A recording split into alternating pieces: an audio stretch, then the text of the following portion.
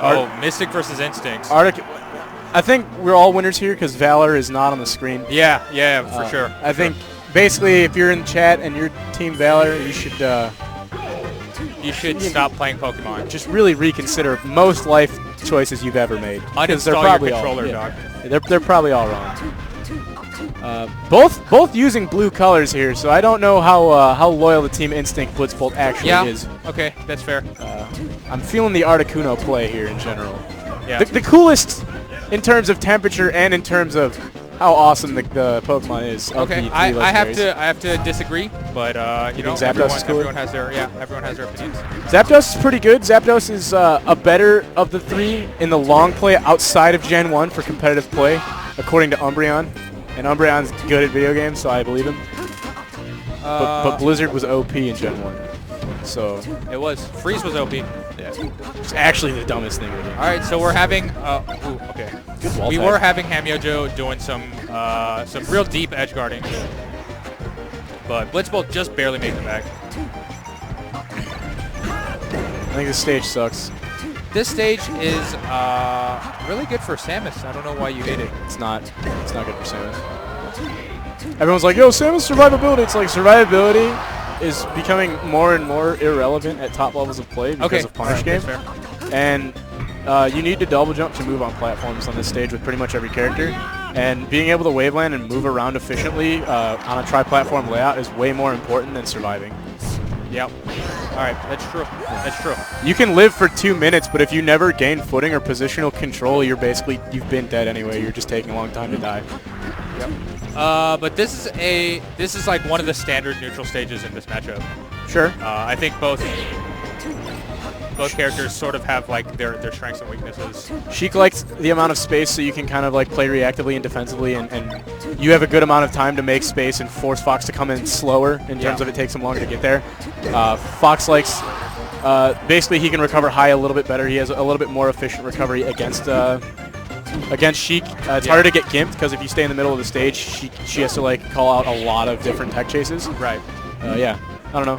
Survivability in a lot of aspects, but not in terms of blast zone size. Yeah.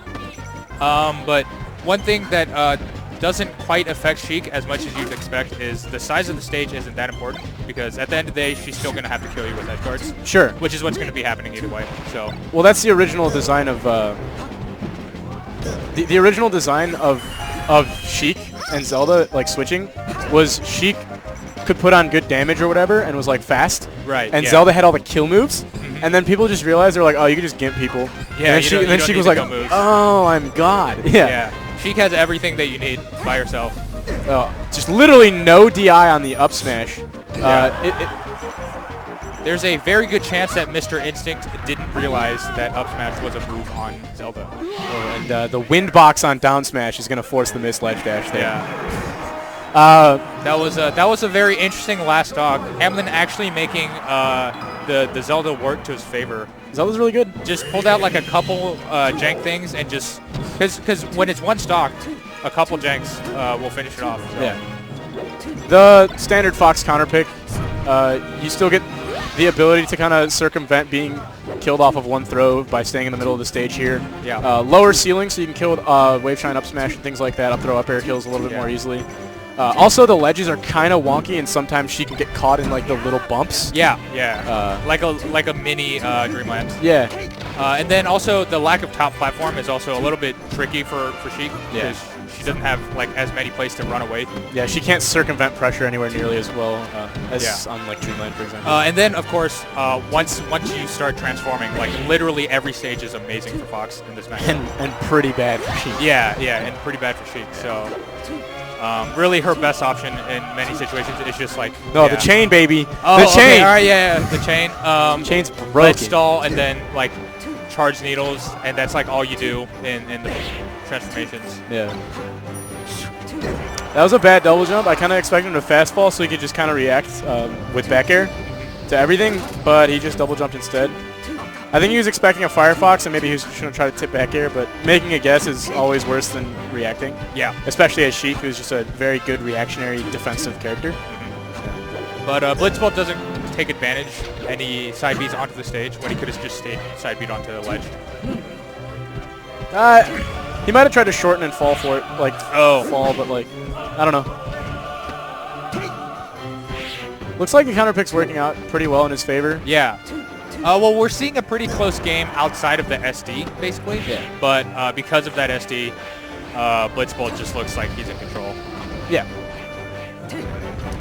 He down threw at the last possible frame before the grab break was forced. Dead. Yeah. He might have queued up the down throw with C-stick. Yeah. So that's a weird thing about, like, you can queue up buffer. Yeah. Yeah. Or yeah, you can buffer a throw, and then it like we'll deal with situations like that much more evenly. Yeah. So when you buffer with C-stick, it does whatever input you want on the first available frame. Mm-hmm. So you can do the pummel while holding down on the C-stick. Right. Yeah. Things like that. Back air. All right. Hamlin is actually bringing it back. It looks like he found his It looks like he found his footing on this stock. He's doing the thing that I do where you just keep dashing or wave landing off of platforms and just kind of tip back airing. Yeah. Not good, not safe by any means, but it's actually a pretty fun harassing tool, and it can catch people off guard a lot. And if you catch them, especially at these percents, they're going to be in knockdown and they're going to have a bad time. Yeah. They have to respond to it. Yeah, he full hopped there instead of a short hop, and it kind of cost him his spacing on the air, and he ended up dying for it. So this is a pretty scary stage to go challenge on, but hamyojo decides to join Blitzbolt down there. And it doesn't end up too poorly for him, actually. I don't think he decided that so much as he got caught there by circumstance of trying to establish that he didn't want to be on the inside of the cliff. Oh, okay. Yeah. I'd rather be in the pit than on the outside of the cliff against Fox, personally. Yeah. Okay. All right. That's fair. Ooh. Blitzbolt's got some pretty good movement right now. Those were good reactionary needles as soon as he saw the air dodge come out from Fox. He knew there was going to be at least 10 frames of lag. Yeah. And Blitzbolt actually gets caught by the tech roll because it got cut short by the transformation. Yeah. So pretty unfortunate. All of this has been a result of that one. Oh! That was a gorgeous moonwalk. That looked gross. That was a great turnaround. Ugh. So all of that was caused by Pokemon cutting short Fox's tech roll away. Yeah. But good players take advantage of situations like that. Mm-hmm. Top player hamyojo